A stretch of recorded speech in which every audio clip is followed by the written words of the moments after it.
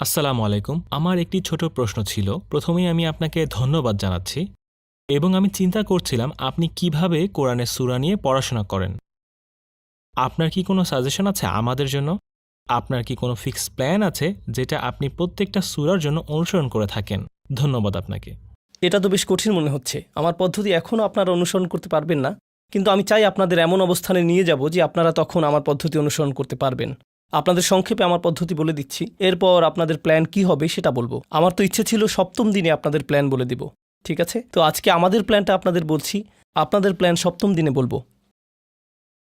কোনো সূরা স্টাডি করার আগে আমি যা করি তা হলো সেই সূরাটি বারবার তেলাওয়াত করি, শুধু পড়তেই থাকি। এটাই হলো আমার প্রথম ধাপ। সাথে সাথে সেই সূরা নিয়ে আমার কোনো পর্যবেক্ষণ আর প্রশ্নগুলো টুকে রাখি কোথাও, সেগুলো সব নোট করি। হয় মনে মনে সেগুলো নোট করি, অথবা আমার ফোনে সেগুলো নোট করে ফেলি। সেই আয়াত নিয়ে আমার মনে কি চলছে সেগুলো টুকে রাখি। এরপর দ্বিতীয় ধাপ হলো আমি সেই সূরার গঠন বোঝার চেষ্টা করি। এই সূরার ভেতর আলোচিত ধারণাগুলোর গঠন প্রণালী বোঝার চেষ্টা করি। সেটার কিছুটা আপনারা শেষের দিকের স্লাইড দেখেছিলেন, তাই না? সূরার ভেতরকার এই ধরনের গঠনকে বলা হয় স্ট্রাকচারাল কোহেরেন্স অথবা কাঠামোগত সমন্বয়। অর্থাৎ সূরার শব্দ বাক্যগুলোর মধ্যে এক প্রকার প্যাটার্ন লক্ষ্য করতে পারবেন আপনি, কিন্তু এগুলো ছাড়াও আরও অন্যরকম গাঠনিক ব্যাপার আছে। যেমন এই সূরার মধ্যে এমন কি কি প্রধান শব্দ আছে যেগুলো বারবার আসছে, এই সূরার মধ্যে এমন কি কি বিষয়বস্তু আছে যেগুলো একে অপরের সাথে সংশ্লিষ্ট। যেমন ধরুন, প্রত্যক্ষ ও পরোক্ষভাবে বারবার পবিত্রতার কথাটা চলে এসেছে এখানে এই সূরার মধ্যে, তাই না? এখানে ইউসাব্বিহু পবিত্রতার সাথে সম্পর্কিত। এরপর কুদ্দুস শব্দটি পবিত্রতার সাথে সম্পর্কিত। ইউজাক্কিহিম পবিত্রতার সাথে জড়িত। ইহুদিদের দৃষ্টিকোণ থেকে হিমারও পবিত্রতার সাথে সম্পর্কিত, তাই না? এভাবে লক্ষ্য করবেন যে সূরার মাঝে এমন কিছু বিষয়বস্তু বারবার ঘুরে ফিরে চলে আসে বিভিন্নভাবে, সেগুলো মিলে পুরো সূরার ধারণাটি একত্রে গঠন করে। এই দ্বিতীয় জিনিসটিও আমি লক্ষ্য করি। এটা মোটামুটি বলতে পারেন সাহিত্যিক দিক হতে পড়াশোনা। আমার সূরা নিয়ে পড়াশোনার তৃতীয় স্তর হল সূরাটির ভেতরকার শব্দগুলোর অর্থ নিয়ে গবেষণা করা। যেমন আপনারা তো দেখেছেন, আমি আপনাদের কিছু স্লাইড দেখিয়েছি সাব্বাহা নিয়ে, কুদ্দুস শব্দ নিয়ে কিছু স্লাইড দেখিয়েছি, কোনো আয়াতের প্রধান কোনো শব্দগুলো নিয়ে স্লাইড দেখিয়েছি, তাই না? তামান্নি দেখিয়েছি, ঠিক? তো এভাবে আমি সূরাটির শব্দভাণ্ডার সম্পর্কে আরও গভীরভাবে জানতে চাই। এই সূরার প্রেক্ষাপট থেকে আর কি কি শিখতে পারি সেগুলো জানতে চাই। তো এটি হলো আমার সূরা স্টাডির তৃতীয় স্তর। দেখুন, এখন পর্যন্ত কিন্তু আমি একটি তাফসিরও খুলে দেখিনি, এখন একজন আলেমের বক্তব্য শুনিনি, কারণ আমি আমার পদ্ধতি, আমার প্রসেসের মধ্যে আছি। এরপর সূরাতে আমার পরের ধাপ হলো আমি নিজেকে প্রশ্ন করি। এই সূরা যখন পড়ি তখন আমার মনের মাঝে কি কি প্রশ্নগুলো উকি দেয়। এই সূরা যখন পড়ি তখন আমার মনের মাঝে কি কি প্রশ্নগুলো উকি দেয়। উদাহরণ দেখুন, এই সূরা পড়ার সময় একটা প্রশ্ন এসেছিল, আপনাদের সাথে আজকেই সেটা আলোচনা করেছি। আমি যদি একজন আল্লাহর ওলি হই তাহলে কি আমার মৃত্যুর আকাঙ্ক্ষা করা উচিত? এই প্রশ্নটি কিন্তু আমি কোনো তাফসিরই পড়িনি, এটা আমার নিজস্ব প্রশ্ন। সুবহান কুদ্দুসনের মধ্যে পার্থক্য কী? আমার নিজস্ব প্রশ্ন। কেন এখানে গাধার উপমা টানা হলো? এটাও আমার নিজস্ব প্রশ্ন। তো প্রত্যেক সূরায় আমার নিজস্ব প্রশ্নের একটা লিস্ট থাকে। এরপর আমি এই সূরাগুলোর উত্তর পুরো কোরআন ঘেঁটে বের করার চেষ্টা করি। তারপর আমি নতুন আরেক দিক হতে শুরু করি, অন্য কোনো ধারা হতে বোঝার চেষ্টা করি। হ্যাঁ, জানি অনেকগুলো দিক এখানে আছে সত্যি, কিন্তু আমার কোরআন স্টাডির আরেকটা ক্ষেত্র হলো, কোরআন যদি কোনো কিছু উল্লেখ করে আমি সেই জিনিস সম্পর্কে কোরআনের বাহির হতেও জানতে চেষ্টা করি। যেমন ধরুন, আমি সম্ভবত কমপক্ষে 2টো লম্বা ভিডিও দেখেছি, 2টি আলাদা আলাদা ডকুমেন্টারি দেখেছি শুধুমাত্র গাধা নিয়ে। আমি আরও অনেকগুলো আর্টিকেল পড়েছি। কেন? কারণ আল্লাহ গাধার আলোচনা করেছেন, অর্থাৎ তিনি যদি কিছু নিয়ে কথা বলেন আমি সেটা সম্পর্কে আরও জানতে চাই।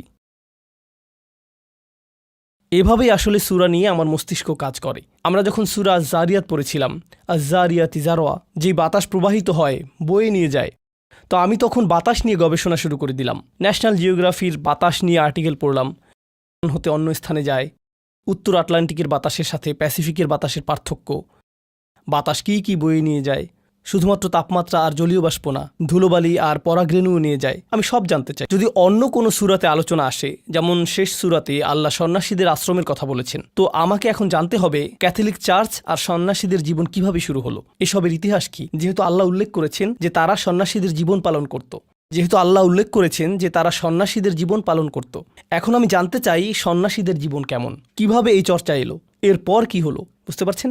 ডক্টর সাহিবা আর আমি একে বলি কোরআনের জগৎ। আল্লাহ কিছু একটা উল্লেখ করলেই আমি যেই জগতে ঢুকে যেতে চাই, আমি যেই জগতের ভেতরে প্রবেশ করে আল্লাহ যেটা উল্লেখ করেছেন সেটা সম্পর্কে গভীরভাবে জানতে চাই, ঠিক আছে? আর এটা কিন্তু ভিন্ন এক রকমের অন্তর্দৃষ্টি উন্মুক্ত করে দেয়, একেবারে নতুন একটা দৃষ্টিভঙ্গি। যেমন ধরুন বাইবেলের কিছু উপমাগুলো ডক্টর সুহাইব আসলে ডক্টর সাকিব আমাকে সেটা দেখিয়ে দিলেন। আপনাদের আমি গাধা নিয়ে যেই জিনিসটা দেখিয়ে দিয়েছিলাম, গাধা বহন করছে যে সেই ব্যাপারগুলো, এটাও ছিল আরেকটা পদ্ধতি, আরেকটা স্তর। এরপর শেষের দিকে এসে আমি তাফসির শোনা শুরু করি। শায়েখ মোহাম্মদ মুতাওয়াল্লি আশ-শারউয়ির তাফসির শুনি। কিন্তু প্রথমে আমি ডক্টর ইসরার আহমেদ রহমাহুল্লার তাফসির মুফাসসাল দার্সে কোরআন শুনি, এটা উর্দুতে। তিনি বিস্তারিতভাবে কোরআনের উপর লেকচার দিয়েছেন এখানে। ডক্টর সাহেবই হলেন কোরআনের ক্ষেত্রে আমার প্রথম অনুপ্রেরণা। মনে হয় শতবার শুনেছি আমি তাকে, তবুও শুনি বারবার। আমি কিভাবে তার থেকে ভিন্নভাবে চিন্তা করি সেটা দেখতে শুনি।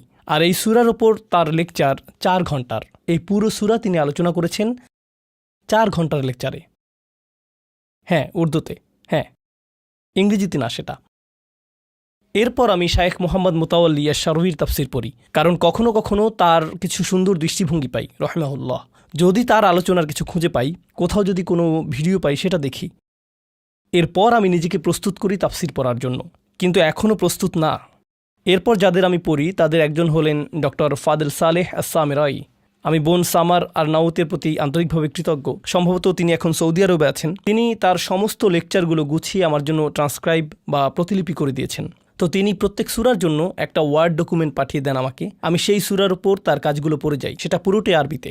তো সেটা আমি মনোযোগ দিয়ে পড়ি। তিনি সেখানে আসলেই কিছু আকর্ষণীয় তুলনামূলক বিশ্লেষণ তুলে এনে দেখিয়েছেন। যেমন আল্লাহ কেন অমুক আয়াতে এই শব্দটি ব্যবহার করলেন, কেন তমুক আয়াতে ওই শব্দ ব্যবহার করলেন, ওটা কেন করলেন না, এভাবে দুর্দান্ত সব তুলনামূলক বিশ্লেষণ তুলে আনেন তিনি। এরপর আমি প্রত্যেকটি আয়াত আমার টিমের সাথে আলোচনা করি। আমার আসলে 2টা টিম আছে। একটি টিমের সাথে কলে আলোচনা চলে, আরেকটি টিম হলো হোয়াটসঅ্যাপ গ্রুপে। আমরা সেখানে টেক্সট করি, ভয়েস নোট দেই। আমার কল টিম হলো পাকিস্তানের ইসলামাবাদে। সেখানে 8 জন নারী আর 2 জন পুরুষ আছে। সবাই ইন্টারন্যাশনাল ইসলামিক ইউনিভার্সিটি অফ ইসলামাবাদের গ্র্যাজুয়েট, অথবা সেখানে এখনও অধ্যয়নরত আছেন। সবাই কোরআন আর তাফসির নিয়ে বিশেষজ্ঞ। দুর্দান্ত তারা সকলেই, বিভিন্ন বয়সের তারা। তাদের কেউ ব্যাচেলরে আছেন, কেউ মাস্টার্সের শিক্ষার্থী, কেউ আবার আছেন পিএইচডিতে। তো আমি যা করি তা হলো তাদেরকে কল দিয়ে বলি যে আজকে আমরা এই সূরার একটি আয়াত নিয়ে আলোচনা করব। তোমরা যা ইচ্ছা তাফসির পড়ে নিতে পারো। আমরা একটি আয়াত নিয়ে 2 ঘন্টা ধরে তাদাব্বুর করব সবাই মিলে। এর পরের দিন আমরা পরের আয়াত নিয়ে তাদাব্বুর করব, তার পরের দিন পরের আয়াত, এইভাবে। তো এগুলোই হলো আমার সম্পূর্ণ পদ্ধতির একাংশ। এরপরেও আমার কিছু জানতে হলে, কোনো প্রশ্ন থাকলে, আলোচনা করতে চাইলে আমি ডক্টর সুহাইব সাঈদকে কল করি। তিনি বাইয়েনার রিসার্চ হেড পদে আছেন। তাকে কল দিয়ে তার দৃষ্টিভঙ্গি জিজ্ঞেস করি। এই সব কিছুর পরেই আমি তাফসির খুলি। কারণ দেখুন, তাফসির হলো অন্য কারো কাজ, কিন্তু তার আগে আমি নিজে হোমওয়ার্ক করে নিতে চাই। তো এই পুরোটা হলো একটা প্রসেস, বেশ সময়ের কাজ, কিন্তু বেশ ভালোই সময় লাগে পুরোটাতে। কিন্তু আপনাদের প্রসেস এতটা জটিল হবে না। আপনাদের পদ্ধতি একেবারেই সোজা, পিৎজা অর্ডার করার মতোই সোজা, যদি না সেটা জার্মান পিৎজা হয়। আমি আশা করছি এই ভিডিও ক্লিপটি আপনাদের পছন্দ হয়েছে। আমার টিম আর আমি অক্লান্তভাবে কাজ করে যাচ্ছি যেন মুসলিমদের জন্য যথেষ্ট পরিমাণ রিসোর্স তৈরি করতে পারি, যেন তারা কোরআন বোঝার প্রাথমিক ধাপ হতে শুরু করে কোরআন গভীরভাবে বুঝতে পর্যন্ত পারে। আমরা নিজেরাও কোরআনের শিক্ষার্থী, তো আমরা চাই আপনি আমাদের সাথে কোরআনের শিক্ষার্থী হয়ে যান।